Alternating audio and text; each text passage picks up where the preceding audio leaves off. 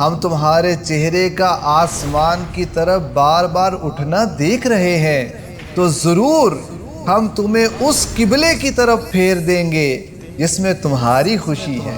محبوب خدا کا کوئی نہیں۔ ساری مخلوق اللہ پاک کی رضا چاہتی ہے، مگر خدا چاہتا ہے رضائے محمد۔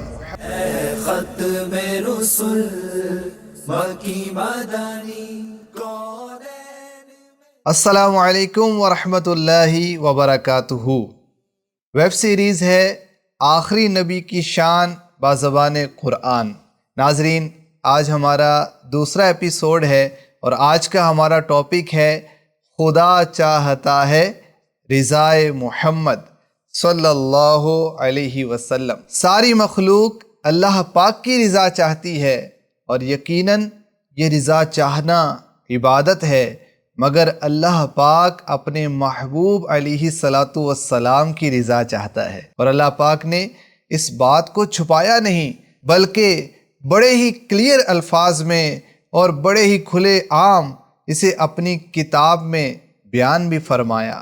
ارشاد ہوتا ہے وَلَسَوْفَ يُعْطِيكَ رَبُّكَ فَتَرْضَىٰ، اور بے شک قریب ہے کہ تمہارا رب تمہیں اتنا دے گا کہ تم راضی ہو جاؤ گے۔ علامہ فخر الدین رازی رحمۃ اللہ علیہ فرماتے ہیں اللہ کریم نے سورہ والضحیٰ کی پچھلی آیت مبارکہ میں ارشاد فرمایا وَلَلْآخِرَةُ خَيْرٌ لَكَ مِنَ الْأُولَىٰ، اور بے شک تمہارے لیے ہر آنے والی گھڑی پہلی سے بہتر ہے۔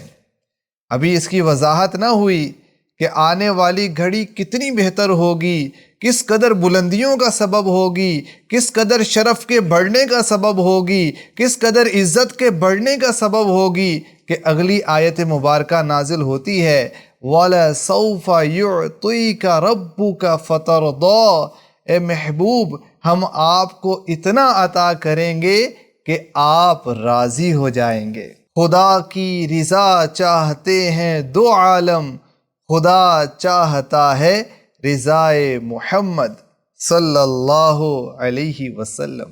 ہمارے آقا علیہ الصلوۃ والسلام کب راضی ہوں گے؟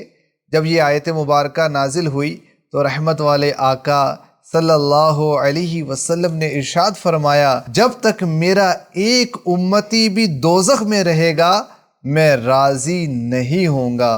اسی طرح ایک حدیث پاک میں یوں ارشاد ہوا، میرے آقا علیہ الصلوۃ والسلام نے ارشاد فرمایا کہ بروز قیامت میں اپنی امت کی شفاعت کرتا رہوں گا یہاں تک کہ میرا رب مجھے ندا دے گا، فرمائے گا اے محمد صلی اللہ علیہ وسلم کیا آپ راضی ہیں؟ میں عرض کروں گا اے میرے رب میں راضی ہوں۔ اسی طرح قرآن کریم میں ایک اور مقام پر اس بات کو بیان کیا گیا کہ خدا چاہتا ہے رضائے محمد صلی اللہ علیہ وسلم۔ جب نبی پاک علیہ الصلوۃ والسلام ہجرت کر کے مدینہ منورہ پہنچے تو نبی پاک علیہ الصلوۃ والسلام کو بیت المقدس کی طرف رخ کر کے نماز پڑھنے کا حکم ہوا۔ نبی پاک علیہ الصلوۃ والسلام 16 یا 17 مہینے بیت المقدس کی طرف رخ کر کے نماز پڑھتے رہے، مگر تمنا یہ تھی، خواہش یہ تھی کہ خانہ کعبہ کو مسلمانوں کا قبلہ بنا دیا جائے۔ ایک دن نماز کی حالت میں حضور اقدس صلی اللہ علیہ وسلم اس امید میں بار بار آسمان کی طرف نگاہ اٹھا کر دیکھ رہے تھے کہ قبلے کی تبدیلی کا حکم آ جائے، تو اس پر نماز کے دوران آیت کریمہ نازل ہوئی قَدْ نَرَىٰ تَقَلُّبَ وَجْهِكَ فِي السَّمَاءِ فَلَنُوَلِّيَنَّكَ قِبْلَةً تَرْضَاهَا، ہم تمہارے چہرے کا آسمان کی طرف بار بار اٹھنا دیکھ رہے ہیں، تو ضرور ہم تمہیں اس قبلے کی طرف پھیر دیں گے جس میں تمہاری خوشی ہے۔ یوں حبیب خدا صلی اللہ علیہ وسلم کی رضا کو رضائے الہی قرار دیتے ہوئے اور چہرہ انور کے حسین انداز کو قرآن میں بیان کرتے ہوئے آپ کی خواہش اور خوشی کے مطابق خانہ کعبہ کو قبلہ بنا دیا گیا۔ مطلوب ہے سبھی کو رب کی رضا مگر رب کو ہے تو پسند تیری آرزو پسند۔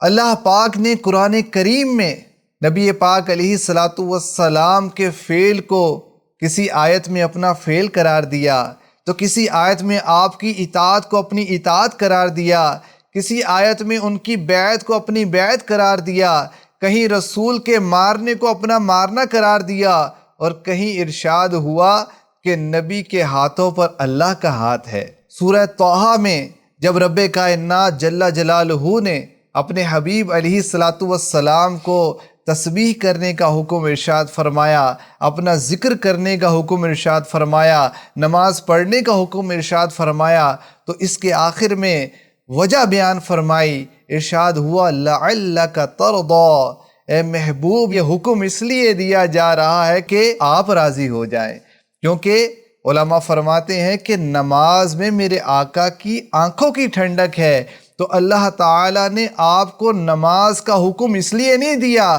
کہ کوئی آپ کی خطا ہے جو بخشی جائے گی، بلکہ اس لیے حکم ارشاد فرمایا کہ آپ علیہ الصلاۃ والسلام راضی ہو جائیں۔